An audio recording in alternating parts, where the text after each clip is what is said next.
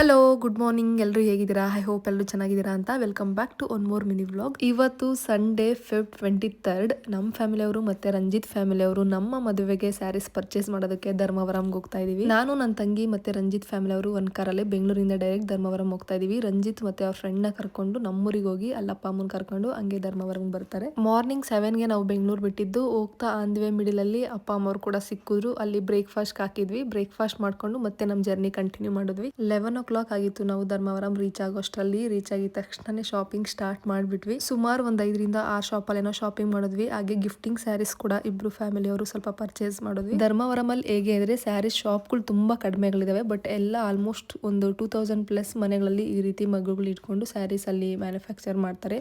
ಒಳ್ಳೊಳ್ಳೆ ಕಲೆಕ್ಷನ್ಸ್ ಇದೆ. ಯಾರಾದರೂ ವೆಡ್ಡಿಂಗ್ಗೆ ಸ್ಯಾರೀಸ್ನ ಪರ್ಚೇಸ್ ಮಾಡಬೇಕು ಅಂತಂದ್ರೆ ಆರಾಮಾಗಿ ಧರ್ಮವರಂಗೆ ಹೋಗ್ಬೋದು.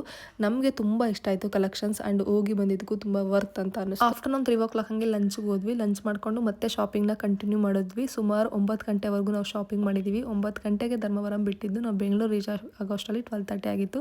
ರಂಜಿತ್ ನಮ್ಮ ಅಪ್ಪ ಅಮ್ಮನ ಕರ್ಕೊಂಡು ಹಂಗೆ ಊರಿಗೆ ಹೋಗಿ ಅವ್ರನ್ನ ಅಲ್ಲಿ ಡ್ರಾಪ್ ಮಾಡಿ ಮತ್ತೆ ಅವ್ರು ಬೆಂಗಳೂರಿಗೆ ರಿಟರ್ನ್ ಬಂದರು.